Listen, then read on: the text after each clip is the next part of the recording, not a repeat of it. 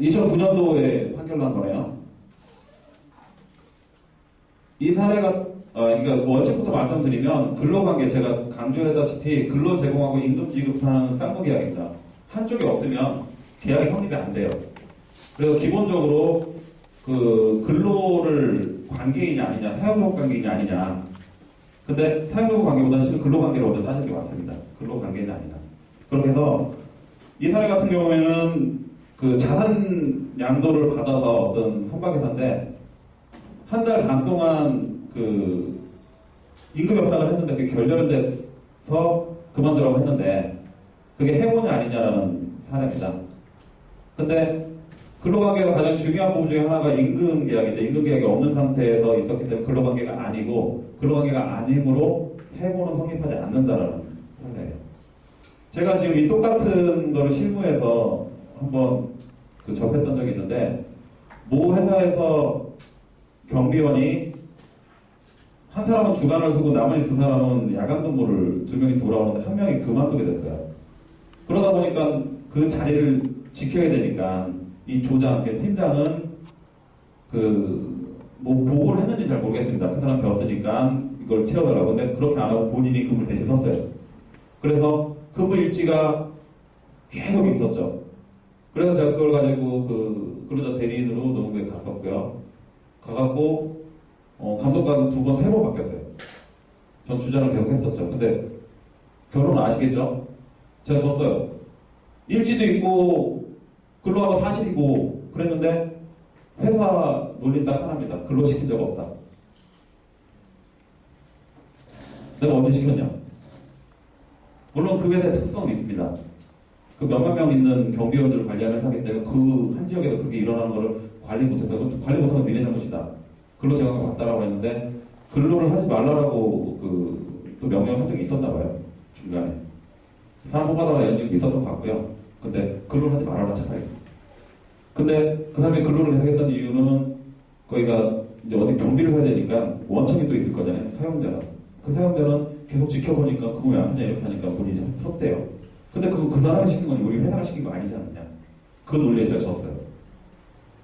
아까 이 호의관계 근로를 제공하는 부분이 임금 지급하느냐 아니냐 위자료는 변론을 하고 일단은 호의관계로 일하면 근로 제공 의무가 없습니다. 그래서 실무적으로 지금 그 생산직들이 있고 12시간 한도로 연장을 할 수 있다는 조항이 있는데 그 조항을 12시간 한도로 연장으로 해버리면 다 넘어갈 수밖에 없어요. 그 맡겨들 하면. 그리고 또 실제로 그 조항 많이 위반하고 있거든요. 근데 연장근로는 당사자가 합의로 할 수가 있다고 되어 있어서 실은 연장근로 신청을 회사가 받고 그걸 판단을 좀 하셔야 돼요. 연장근로 진짜 필요한가? 다음날 가서 해도 되는 일 아닌가? 그거 판단하자고 요즘에 안 넘기게끔 하시는 게 맞습니다. 그래서 신청서가 들어왔을 때 그걸 거부하실 수도 있으니까 반대로 얘기하면 신청서가 안 들어온 근로는 근로가 아니다. 그죠? 그래서 그런 부분은 참조를 좀 하세요. 임금 지급은 통화로, 당연히 돈으로 줘야겠죠? 근데 통화로 주라고 법에 되어 있습니다. 예외적으로 통장으로 줘야 됩니다. 근데 돈으로 줄 데 없죠? 법은 좀 늦어요. 지금 다 통장으로 지금 누가 돈을 주니까. 그래서 혹시 돈으로 주면 영수증 꼭 받으셔야 되고요. 네. 그리고 1일 뭐 연봉계약이니까 연으로 주겠다 뭐 이런 거 안 됩니다. 그래서 이런 것들은 그 명령이 나올 수 있고요. 상여금은 잠깐 말씀드려야겠네요. 상여금은 특별 상여금과 그 다음에 정기 상여금. 그래서 어느 한쪽은 평균임금에 들어가고 어느 한쪽은 빠지게 되는 게 많이 있습니다. 그러면 어느 게 정기 상여금, 아니 상여금이고 어떤 게 특별 상여금이냐 라고 할 때 앞에 말 붙어있죠. 특별? 취업이 측에 정해진 대로 나가면 뭐 1년에 4번 주겠다. 평균은 아니 뭐 기본급 몇 프로 주겠다. 아니면 크로스로 몇 프로 주겠다. 이러면 당연히 임금입니다. 그리고 성과급, 그러니까 특별상여금 같은 경우에는 보통 프로페시얼인 거죠.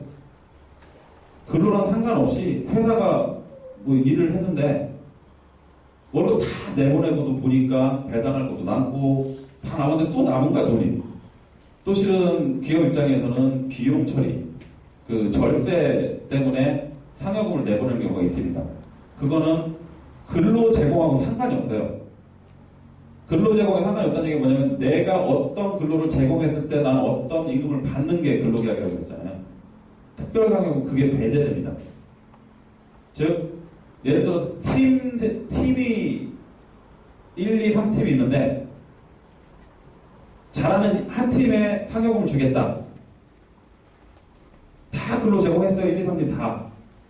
근데 내가 그 팀에 속할지도 난 모르고 그리고 그 팀이 1등 할지도 모릅니다. 말 그대로 특별상여예요. 그건 임금에서 배제됩니다.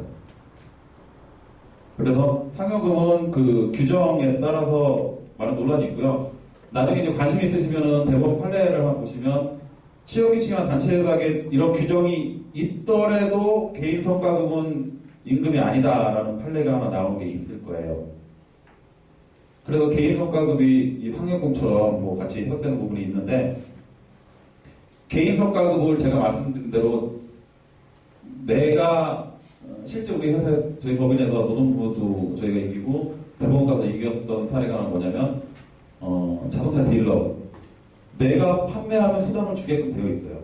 근데 아니 영업사원 특히 외제차 딜러다 보니까 수당이 커요. 어떨 때는 뭐 월급 1,000만 원 넘어가고요. 근데 어떨 때는 기본 100만 원 받아가고 어떨 때는 1,000만 원 받아가고 이러다 보니까 도대체 평균 임금이라는 게 뭐냐. 평균에서 빠진다라는 거예요. 그때 개념은. 그래서 그 취업규칙으로 규정이 되어 있는 거죠. 성과급을 어떻게 주겠다. 근데 그렇게 되어 있는데 개인이 내가 뭐 A라는 거 팔면은 얼마 딱 규정되어 있는데 개인 성과급이니까 평균 임금에서 제외된다라는 그 대법원 판례 딱 그 상태로 있습니다. 근데 제가 볼 때 그게 아니거든요. 근로를 제공하면 임금은 나와야 돼요. 그래서 그렇게 해서 대법원 판례가 뒤집었어요. 그 판례를. 그래서 그 개인 성과급을 개인으로 짜버리면 그건 다 평균이 무조건 들어가서 나왔습니다. 근데 제가 말씀드린 대로 노동부 가면 노동부에서는 또 반대 해석을 해요. 그러니까 저희가 대법원까지 갔던 거고요. 근데 원칙대로 해야지 우리는 아까 제가 말씀드린 대로 회사는 어떤 식으로든 간에 논쟁이 있으면 무조건 마이너스.